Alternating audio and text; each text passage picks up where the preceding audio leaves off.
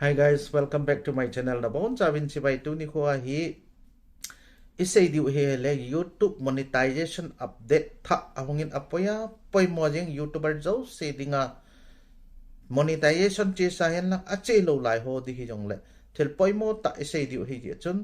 achai na ge yin na beo hitin YPP YouTube partner program a hi changes au min hi chi changes ho chi pi ham ti chun het lo wai na channel jong de monetize si kha the ye ye chun achai na ge in na be en ti hi ka tim na dong pen hi in chu teng le hi chi ka channel la ha ma sa pen hi le long se nin subscribe nei bol pi en lang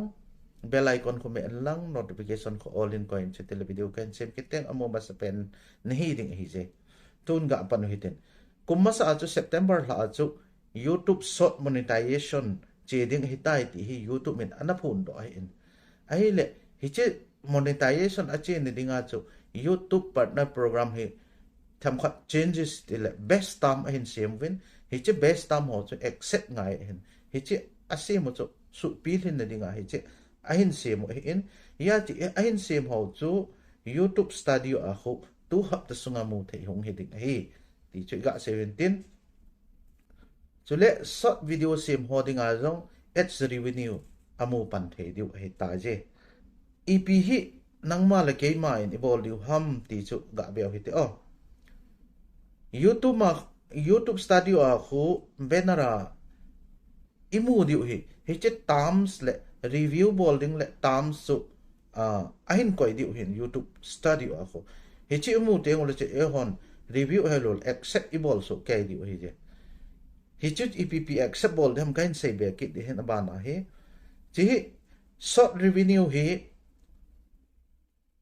short video akona sumuding hi tarik khat February akona February 23 akona ki panding hi ta in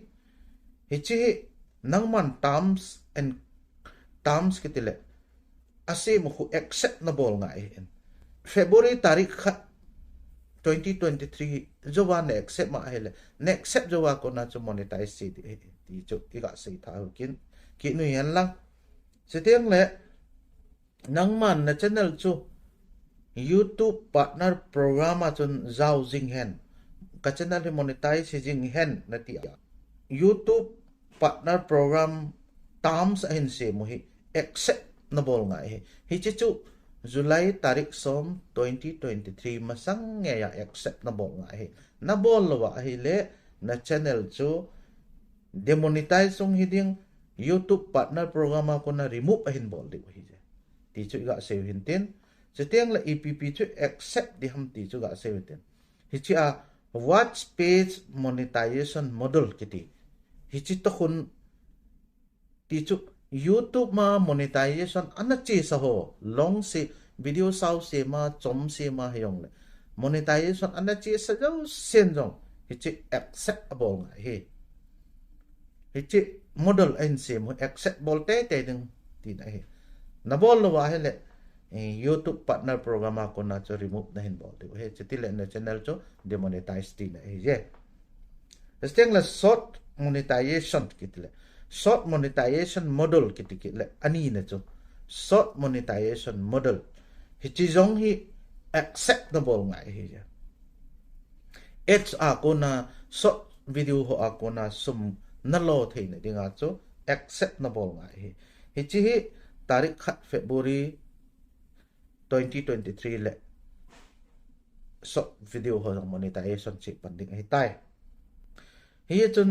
short ball hon jong hi chi tam se accepting long ball hon jong accepting chu teng le monetization ana che son jong la accept lo ai le demonetize it channel chu ti hi teng le athum na hi biham ti le commerce product and addendum akitin hi chia hi EPP a hope ki tham te le channel membership ma ho sum ki mu he chi jo teng le super chat na yong sum ki mu he super sticker ang sum ki mu super thanks ki te le mi hem